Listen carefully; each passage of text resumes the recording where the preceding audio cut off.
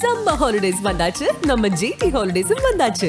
GT Holidays, South India's #1 travel brand. மார்க்கெட்லயே கம்மி சேதாரத்துல இன்னும் 1% தள்ளுபடி கொடுப்போம். ஓகே, வைரநக கேரட்டுக்கு 5000 தள்ளுபடி கொடுப்போம். தள்ளுபடி திருவிழா.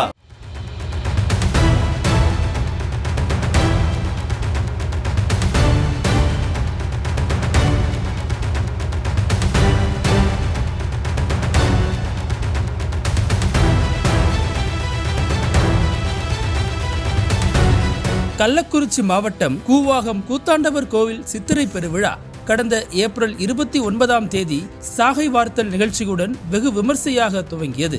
இந்த விழாவின் முக்கிய நிகழ்வான மிஸ் கூவாகம் திருநங்கை 2025க்கான அழகி போட்டி கடந்த 11ஆம் தேதியன்று நடைபெற்றது. இந்த நிகழ்ச்சியில் சிறப்பு விருந்தினர்களாக முன்னாள் அமைச்சர் பொன்முடியும் நடிகர் விஷாலும் கலந்து கொண்டனர். அப்போது திருநங்கைகள் குறித்து நடிகர் விஷால் மேடையில் உரையாற்றிய போது, திருநங்கைகளுக்காக எப்போதுமே நான் உறுதுணையாக நிற்பேன். யாராவது கேட்டால் சொல்லுங்கள், எங்களுக்கென ஒரு அண்ணன் உள்ளார், அவர் பெயர் விஷால் என. திருநங்கைகள் தொடர்ந்து தங்கள் வாழ்வில் முன்னேற்ற பாதையை நோக்கி செல்ல வேண்டும். தென்னிந்திய திரைப்பட சங்கத்தின் புதிய கட்டிடம் விரைவில் திறக்கப்பட உள்ளது.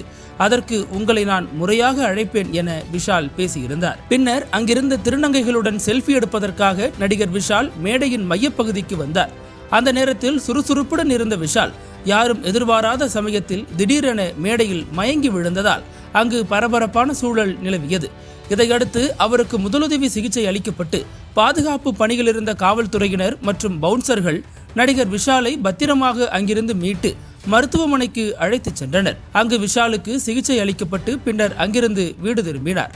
இந்த நிகழ்ச்சியில் முன்னாள் அமைச்சர் பொன்முடி உடனிருந்த நிலையில் இந்த சம்பவத்தால் அரை மணி நேரம் நிகழ்ச்சி தடைபட்டது. சமீபத்தில் நடந்த மதகஜ ராஜா பட ப்ரமோஷனில் விஷால் கை நடுங்கியபடி உரையாற்றிய நிலையில் விஷாலின் உடல்நிலை குறித்து பல வதந்திகள் பரவின. இந்த நிலையில் அவர் தற்போது மேடையில் மயங்கி விழுந்த சம்பவம் மேலும் பரபரப்பை கூட்டியுள்ளது.